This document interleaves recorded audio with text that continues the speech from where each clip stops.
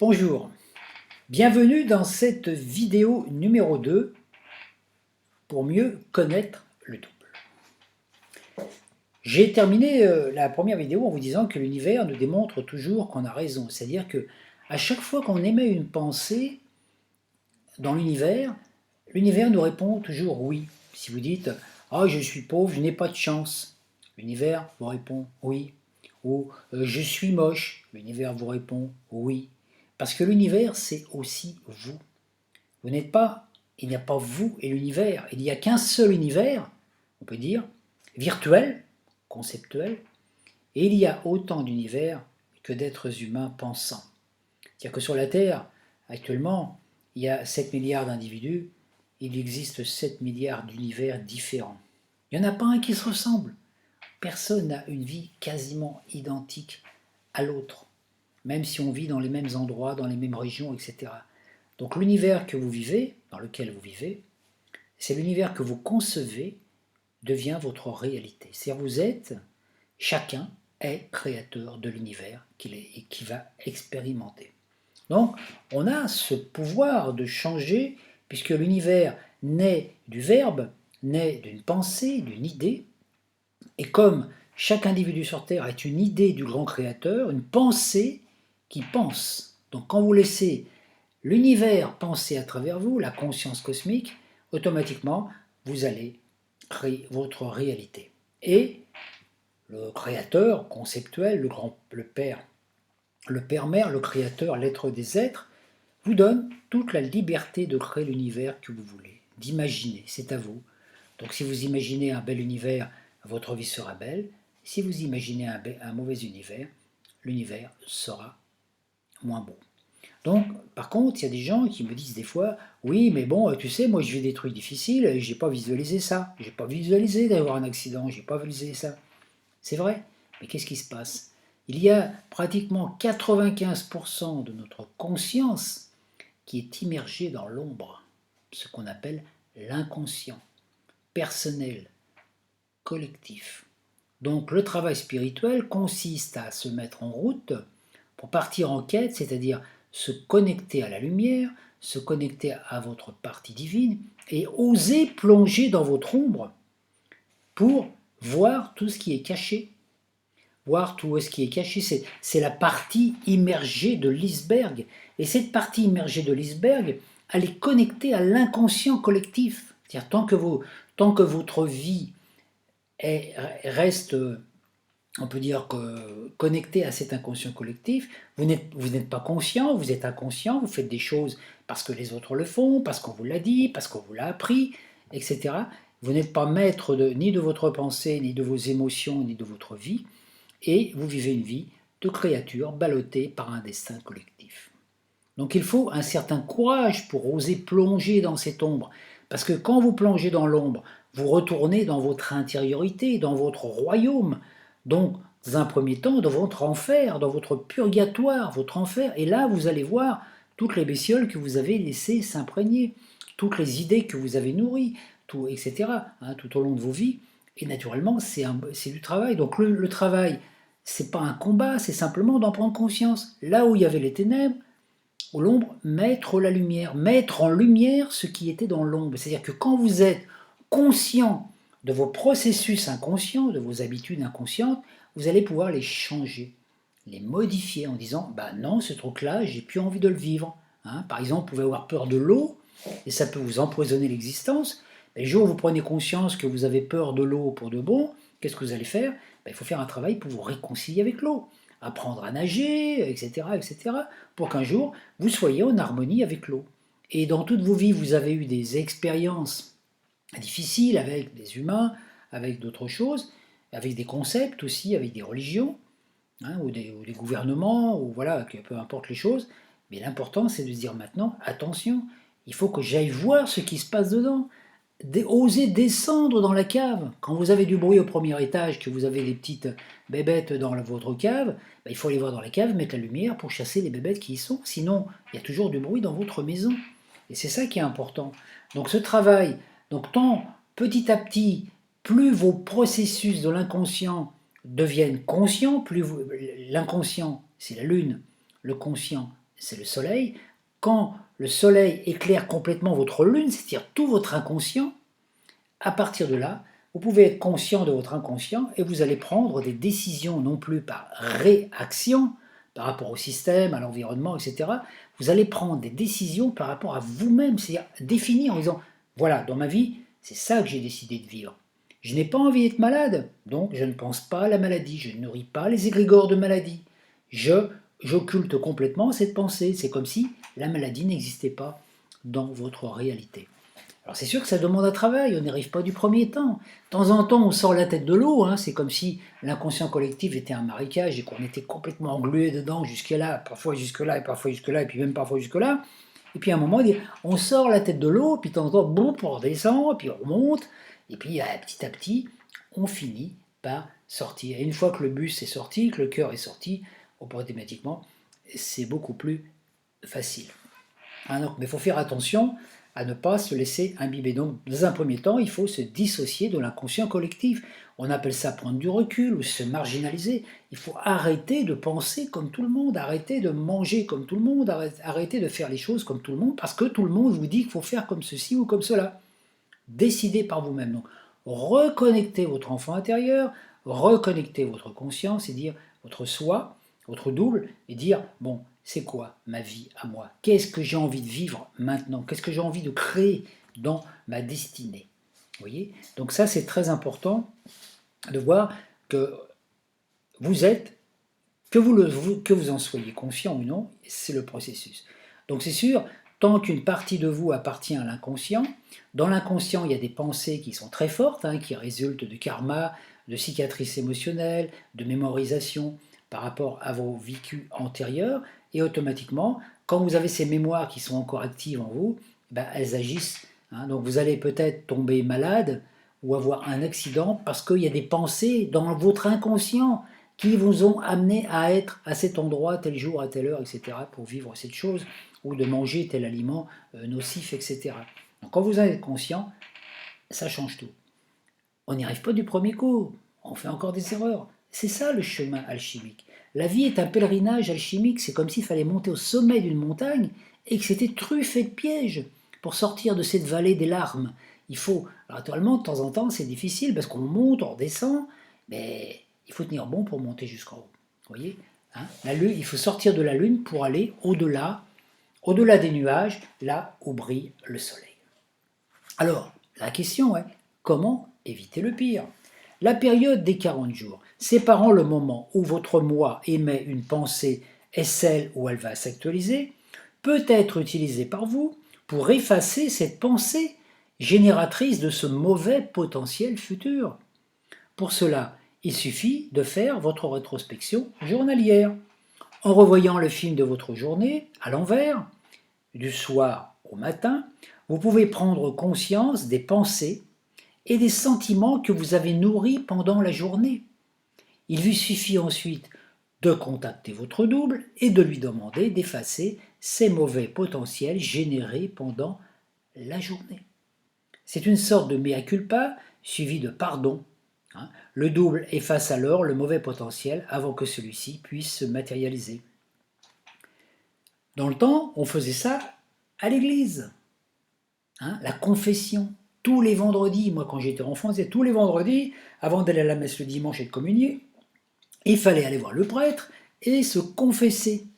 Se confesser, lui raconter tout, etc., etc., pour qu'il dise « je te pardonne ». Et bien ce travail-là, on peut le faire tout seul.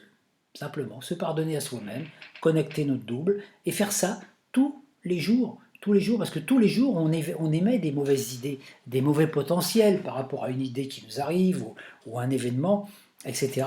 Donc c'est très important, c'est le seul travail quelque part à faire pour éviter justement de voir ça. Donc quand dans une journée, c'est bien rare de ne pas avoir une seule mauvaise pensée ou un moment un sentiment d'énervement, de frustration, de colère par rapport à quelque chose. Bah là, vous avez la possibilité de dire à votre double, hey oh, le truc que j'ai créé ce matin, là, où tu me nettoies ça, j'ai plus envie de ça, j'ai plus envie de le nourrir. Donc vous demandez pardon. Vous demandez pardon au double. Excuse-moi, je me suis encore planté, hein, aujourd'hui, j'étais pas terrible. J'ai eu des pensées négatives ce matin, tu peux pas me les dire. Voilà, vous nettoyez, comme si vous faisiez le vide dans votre ordinateur. Voilà. Voilà. Votre double efface alors le mauvais potentiel avant que celui-ci se matérialise. Tout moi qui est éveillé vit dans l'attention consciente à chaque instant, effectue ses nettoyages dès qu'il se rend compte des mauvaises pensées qu'il vient d'émettre, et il demeure ainsi en contact permanent avec son double qui lui insuffle des pensées génératrices de meilleur potentiel. Ça veut dire que ce travail que vous faites le soir avec le double, vous pouvez aussi, au bout d'un moment, avec l'habitude, le faire dans la journée. Quand vous êtes conscient, vous êtes en discussion avec quelqu'un, puis voilà, il y a des petites choses qui vous énervent, etc., des petites choses qui vous font émettre des pensées ou des sensations peu agréables, dès l'instant que la relation est terminée, vous essayez déjà d'arrêter de continuer à entrer dans le conflit ou à le nourrir, et dès l'instant que le travail est fait avec cette personne, dès l'instant que cette personne, voilà, vous vous retrouvez seul, vous prenez 5 minutes, vous mettez dans un coin, pof, contact avec le double, vous appelez allô, mon double, mon potentiel, j'ai un truc là, tiens, ça y est, j'ai encore déconné, est-ce que tu peux pas m'enlever ce truc parce que j'ai pas envie là, j'étais énervé, excuse-moi, pardonne-moi, tac, et vous lui demandez, dès que vous le faites à chaque instant. Et au bout d'un moment, vous allez le faire de plus en plus. Vous allez vous en rendre compte, même quand vous êtes en train de rentrer dans une trame de querelle avec quelqu'un, vous allez vous en rendre compte d'un seul coup, vous allez voir, oh là là, ça y est, où c'est que je suis encore en train de mettre les pieds. Vous pouvez stopper, dire, oh là là, je veux pas m'aventurer sur ce terrain, et puis, nettoyage. Exactement, comme à chaque fois que vous salissez les mains, vous allez prendre du savon et de l'eau pour vous nettoyer. Le double peut accomplir le nettoyage, ne peut pas accomplir ce nettoyage tant que vous ne reconnaissez pas sa présence et vous ne lui demandez pas. Il respecte votre libre arbitre. Votre double, vous savez cette prière, Notre Père qui es aux cieux, que votre nom soit sanctifié. Voilà. Moi, pendant un moment, je répétais ça aussi, un petit peu comme tout le monde. Et puis un jour, ça me dérangeait, je dis Notre Père. Naturellement, c'est notre Père à tous, c'est le Père divin. Il dit, mais avant tout, le Père divin, il est collectif, il comprend tous les êtres humains. Mais à l'intérieur de ce Père collectif, il y a des pères individuels. Voilà, le vôtre, celui qui va, la partie divine de vous qui va gérer votre vie à vous et pas celle des autres, la vôtre. Donc, moi, au lieu de dire Notre Père qui est aux cieux, le premier travail que j'ai fait à un moment, c'est j'ai dit Père qui est aux cieux, que ton nom soit sanctifié. Bon, après, faire cette prière en toute conscience. Mais pour moi, quand je dis Père qui est aux cieux, j'étais conscient que j'appelais mon double en fait, mon ange. Le double, c'est votre partie angélique, vous pouvez l'appeler ange, vous pouvez parler double, c'est lui. Donc automatiquement, quand vous dites Père qui est aux cieux, vous parlez à votre double. Vous dites Père qui est aux cieux, bon là j'ai déconné, tu peux pas me nettoyer un peu mon ardoise parce que franchement, je me suis fait encore avoir, pardonne-moi, la prochaine fois je serai plus vigilant. Puis voilà, c'est tout. Il n'y a pas besoin de faire d'allumer de l'encens, des bougies, de faire des trucs pendant des heures et des heures de nettoyage bien compliqué. Simplement, après, une fois que cette chose est faite, remerciez le double parce que vous vous sentez plus léger, parce que vous vous êtes confessé quelque part. Et puis, vous allez pouvoir continuer votre journée avec plus d'harmonie. Autrement, vous allez trimballer cette faute, ce sentiment de culpabilité, de honte et tout pendant toute votre journée. Et ça va vous empoisonner l'existence. Toute personne qui accomplit ce nettoyage journalier ne se crée plus du karma futur. Alors qu'une personne qui n'est pas reliée accumule devant elle des mauvais futurs potentiels qui dans le futur deviendront sa réalité. Parce que dès l'instant que vous émettez des potentiels dans le futur, au bout de 40 jours ils sont prêts, vous recevez des informations pour que ces mauvais futurs vous les actualisez. Donc si vous pensez que vous pouvez attraper la grippe, c'est évident que dans 40 jours, ça va mettre 40 jours à se mettre en place, et puis dans 40 jours, vous allez recevoir l'information, parce que vous allez rencontrer quelqu'un qui porte le virus, et comme vous êtes dans la vibration par le je suis, en résonance avec ce virus, puisque vous avez émis cette possibilité que vous pouviez attraper la grippe, automatiquement, vous allez rencontrer la personne qui va porter le virus et qui va vous transférer. Et puis elle va partir quand même avec son virus, vous n'allez pas lui retirer son virus, elle va l'avoir. Et puis vous allez en parler à d'autres, et puis vous allez comme ça perpétuer, et au bout d'un moment, le virus de la grippe, il va devenir une entité bien forte sur la Terre, qui devient une réalité. Pourquoi? Parce qu'il y a trop de gens qui y pensent. Il faut arrêter de nourrir ces formes pensées que vous ne voulez pas expérimenter. Le nettoyage ou le pardon libère à la fois le moi, mais allège aussi le karma collectif, puisque les forces de l'ombre ne sont plus nourries. Ce simple travail de pardon allège la souffrance du monde. Si chacun balaye devant sa porte, la rue ne sera jamais sale. C'est le travail le plus important à réaliser ici-bas. Ne pas essayer de transformer les autres, mais simplement de nettoyer son propre royaume, sa maison, pour que les générations suivantes bénéficient d'une terre plus magnifique, puisque si aujourd'hui tous les humains faisaient ce travail avec le double et cessaient d'émettre des mauvais potentiels, les enfants, les générations futures auront une terre formidable, sans pollution, une terre complètement renouvelée, une vraie terre où des humains vivront en parfaite harmonie. Le travail commence là. Tant que le moi n'est pas relié au double, il se sent seul et isolé, et comme il a peur des autres pour se protéger, il cherche quoi? Soit les dominer, soit les éviter, soit les détruire. C'est le principe de base de toutes les guerres. Un moi relié à son double perçoit que celui-ci fait partie intégrante du double universel au Christ cosmique. Et il n'a peur de rien, ni de personne. Il sort de la zone de peur et entre dans la zone d'amour. C'est pour ça que quand vous faites ce travail, que vous sentez que votre double fait partie du double collectif qu'on appelle le Christ, le Christ universel ou le Créateur, comme vous voulez, bah, automatiquement, vous allez prendre conscience que les autres sont vous aussi. Donc, dès l'instant que vous faites du bien à vous, que vous libérez d'un karma, d'un mauvais potentiel que vous n'émettez plus, c'est les autres aussi qui vont en bénéficier. Parce que si vous ne nourrissez plus un mauvais potentiel et que vous en parlez, et puis d'autres personnes arrêtent de nourrir son mauvais potentiel, voilà. Donc on a des possibilités actuellement sur la Terre, c'est d'imaginer une fin du monde catastrophique, ou une fin du monde, ou la fin d'un monde, et l'accessibilité à un nouveau monde beaucoup plus lumineux, beaucoup plus rayonnant. Un monde dans lequel nous serons tous vraiment des humains, hein, voilà, comme à l'époque, on peut dire, de la gloire, de l'âge d'or de l'Atlantide. Au fur et à mesure de l'écoulement du temps, la matrice se remplit de tous les potentiels futurs, les bons et les mauvais, élaborés par les moi pensants. Il arrive donc nécessairement un moment où la coupe est pleine, où la masse des mauvais potentiels générés par la peur devient si lourde que tous les moi, submergés par les suggestions des entités de l'ombre, ne peuvent plus élaborer de bons potentiels, donc des pensées positives, nées de la confiance absolue dans leur double, donc sans aucun doute ni peur. Et ils ne font quoi qu'actualiser les mauvais potentiels élaborés par les moi antérieurs, c'est-à-dire eux-mêmes dans le passé actuel et dans leur vie antérieure. C'est ainsi que l'humanité résidente ne peut plus se créer un avenir prometteur, un paradis, et n'actualise qu'un avenir infernal, constellé de catastrophes naturelles, de guerres, de pollution, d'épidémies, de famines, semblant être la conséquence d'une apocalypse inéluctable prédestinée. Or, le mot apocalypse ne veut pas dire destruction, veut dire révélation, révélation d'un nouvel ordre, révélation d'une nouvelle façon de vivre.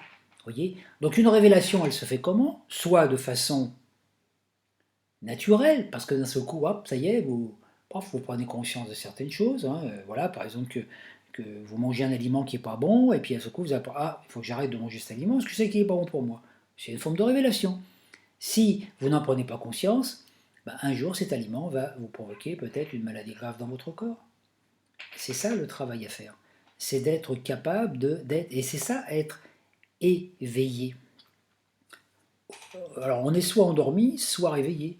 Donc actuellement, dans une période où si on continue à être endormi, si on ne peut pas s'éveiller, ça va être catastrophique pour l'humanité, parce que plus on a de mauvais potentiel, plus notre vie est difficile sur Terre, plus on élabore des scénarios d'un futur apocalyptique, une crise sociale, une crise politique, des guerres, le chômage, la famine, la fin du monde, le manque d'énergie, la pollution, et plus on imagine ça, plus on le crée, et au bout d'un moment, on finit par s'autodétruire.